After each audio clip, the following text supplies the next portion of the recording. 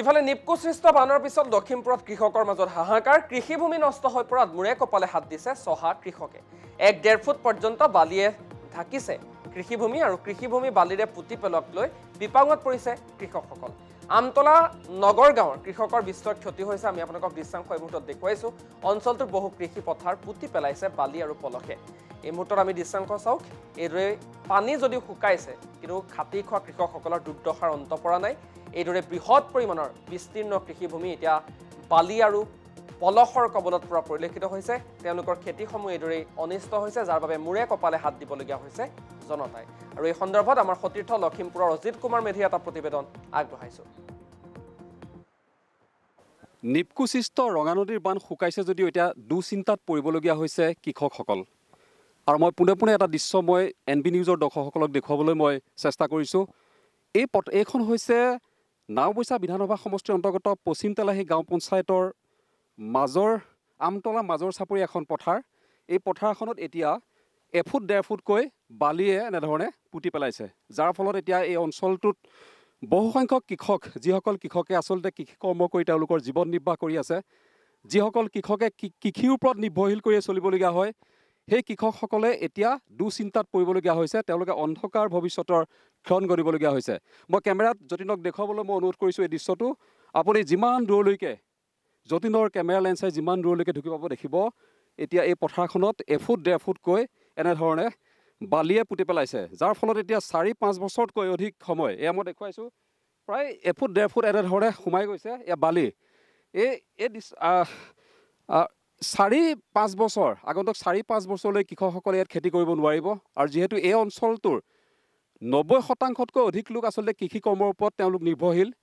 কৃষিকে তেওঁলোকে জীৱিকা হিচাপে লয় কৃষিৰ ওপৰত নিৰ্ভৰ কৰিয়ে তেওঁলোকে পৰিয়াল পোহপালন দিবলগীয়া হয় ল'ৰা ছোৱালীক তেওঁলোকে বিদ্যালয় মহাবিদ্যালয়ত তেওঁলোকে পঢ়ুৱাই আছে আৰু এইবাৰ নিপকুসৃষ্ট ৰঙা নদীৰ বানে এনেধৰণে তেওঁলোকৰ সপোন সাকাৰ কৰি পেলালে আৰু এটা দৃশ্য দেখুৱাইছোঁ যিসকল কৃষকে এনেধৰণে তেওঁলোকে বিভিন্ন খেতি কৰিছিলে সেই সকলো খেতি এনেধৰণে এতিয়া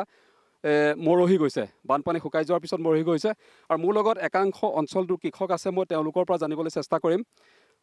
আপুনি যদি অকণমান আগলৈ আহে মোৰ সুবিধা হ'ব এয়া হৈছে কৃষকৰ পৰা মই পুনে পুনে তেওঁলোকৰ পৰা এইখন হৈছে আপোনালোকৰ পশ্চিম তেলাহী আমতলা মাজৰ চাপৰি এখন গাঁও আৰু এই অঞ্চলটোত আপোনাৰ 6-7খন গাঁৱৰ এইখন তাৰমানে কৃষক ৰাইজৰ কৃষি পথাৰ এতিয়া দেখা গৈছে যে ইয়াত 1 ফুট 1.5 ফুটকৈ বালিয়ে পুতি পেলাইছে আগন্তুক কিমান বছৰলৈ আপোনালোকে খেতি কৰিব নোৱাৰিব এইটো আপোনাৰ 6-7 বছৰলৈ আপোনাৰ এইটো হঠাৎ খেতি পথাৰ কৰিব নোৱাৰে এতিয়া আমাৰ মানে 10জন মানে আমাৰ আমতলা ইয়াতো 10জন কৃষক আছিলে খেতি বাঞ্চৰ সেই কৃষক তেখেতবিলাকে ব্যৱসায় কৰি লখিমপুৰত কোৰ্টৰ মুখত বেচা কিনা কৰে এতিয়া এইখিনি মাৰি পেলোৱাৰ পাছত এতিয়া মানুহখনৰ জীৱনভৰ মানে গাঁওখনে মৰি যোৱা হ'ল ভাল ধান এমুঠি নাই গৰু গাই উলিয়াব নালাগে গৰু গাই আপোনাৰ নাপালি গাঁৱত লাগি আছে 4-5টা গৰু চৌকেছ লাগি আছে গড্ৰেজ লাগি আছে আপোনাৰ খাবতি আপোনাৰ আলনা চৌকেছ খিৰিকী পালা এনেকৈ ধৰি আপোনাৰ এইখন আমাৰ আমতলা প্ৰকাৰৰ গাঁৱত লাগি আছে মানে ৰাস্তা গাঁৱত আৰু সকলো 2-এজনে শুনিলে তথ্যটো দিব আপোনালোকৰ ইয়াত চৰকাৰী চাকৰিয়াল কম যিহেতু কৃষক আচলতে কৃষিৰ ওপৰত নিৰ্ভৰ কৰিছিলে এতিয়া দেখিছোঁ আপোনালোকৰ 1 ফুট 1.5 ফুট ইয়াতে কৃষিভূমিত এতিয়া বালি চাকৰিয়াল আমাৰ মাত্ৰ 2জনহে চাকৰিয়ালা আছে গাঁওবুঢ়াজন তাৰপৰা আমাৰ এজন শিক্ষক এজন আছে ইমানে আমাৰ চাকৰিয়ালা বুলি ক'লে নহ'লে চাকৰিয়ালা বুলি আমি একেবাৰে জনসংখ্যাৰ মানে নামেই নাই চাকৰি এতিয়া আপোনালোকৰ ভঁৰালৰ যি ধান মুঠি আপোনালোকে সাঁচি থৈছিলে উটুৱাই লৈ গ'ল গৰু মৰিলে ছাগলী মৰিলে সকলো শেষ ঘৰো উটুৱাই লৈ গৈছে আপোনালোকে যদি অভিশ্বাস কৰে মই ভঁৰালটো দোকান দেখুৱাব পাৰোঁ ধানে আপোনাৰ আলৈ বিলৈ দেখিছে চৰাই চিৰিকটিয়ে খাই আদায় কৰিব পৰা নাই হাঁহে খাব পৰা নাই গৰু ছাগলী খাব পৰা নাই গন্ধত আহাত দেহাত মানে গজালি আহিছে আৰু ধানৰ গন্ধত মানুহ মানে বেমাৰ আজাৰ হ'বলৈ মানে নিশ্চয়কৈ কাষৰীয়া গাঁৱৰ কেইবাগৰাকী সচেতন যুৱক আমাৰ লগত আহিছে তেওঁলোকে এই দৃশ্যটো আচলতে কেনেধৰণে কৃষি বিভাগৰ লগত যোগাযোগ কৰি কৃষক ৰাইজৰ উপকাৰাৰ্থে কি কৰিব পাৰে তেওঁলোকে চিন্তা কৰি আছে কি ক'ব দেখা গৈছে যে ইয়াত দেখিছোঁ 1 ফুট 1.5 ফুটকৈ বালিয়ে পুতি পেলাইছে এইসকল কৃষকে 6-7 বছৰলৈ হয়তো ইয়াত কৃষি কৰিব নোৱাৰিব কেনেধৰণে ইয়াৰ বিকল্প কি হ'ব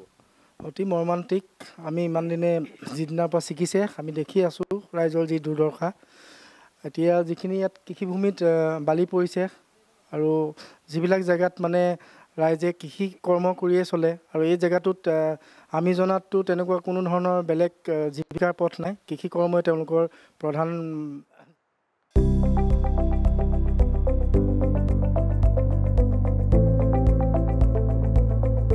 NB নিউজ সহজ সৰল ভাষাত নৱভাৰতৰ কথা